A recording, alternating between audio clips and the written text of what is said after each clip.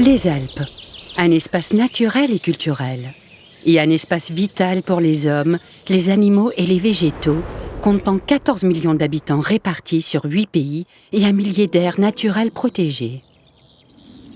Les Alpes sont l'un des plus grandioses paysages du monde. L'alpinisme a été créé ici, et leur biodiversité riche est à protéger pour des générations futures.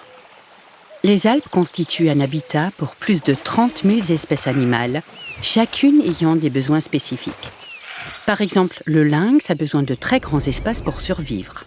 Le bouquetin, le cerf et le chevreuil ont besoin d'habitats à différentes altitudes. Les gypaètes barbus ont besoin d'un espace aérien sans barrière. Et pour les poissons, les cours d'eau naturels sans obstacles sont importants. Les insectes, comme la rosalie des Alpes, ont besoin d'habitats variés avec des hêtres et du bois mort. Tandis que la salamandre alpine, menacée au niveau régional, préfère les forêts humides de Phœus. Enfin, le papillon d'Apollon a besoin d'air rocheux à température ambiante. La survie de la biodiversité alpine dépend de tous ces espaces de vie. Mais ils sont de plus en plus menacés par les activités humaines et les infrastructures. La biodiversité alpine souffre de la fragmentation et de la perte d'habitat alpin. Les processus écologiques sont fortement perturbés par la production d'énergie, le tourisme de masse et la dispersion de l'urbanisme.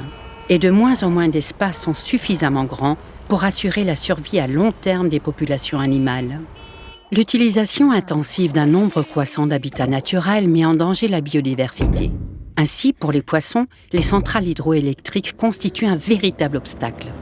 Des animaux petits et grands sont souvent gênés par des obstacles insurmontables dans les migrations ayant pour but leur reproduction. Les rapaces ne voient pas les lignes à haute tension et meurent. Des solutions techniques peuvent aider. Échelle à poissons, pont écologique et le marquage des obstacles. Toutefois, à long terme, les habitats à toute altitude des Alpes doivent être interconnectés. La mise en place du réseau écologique alpin. Ainsi, un lynx mâle a besoin d'un habitat d'environ 500 km². Les grands espaces naturels sont donc essentiels à la survie des espèces. Les aires protégées des Alpes desservent cet objectif. Elles sont nombreuses et couvrent environ un quart de la superficie alpine.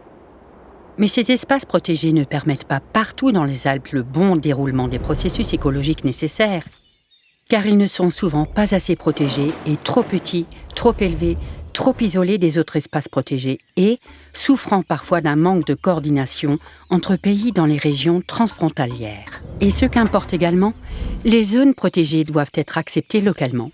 Ce n'est qu'ensemble que nous pourrons protéger la biodiversité.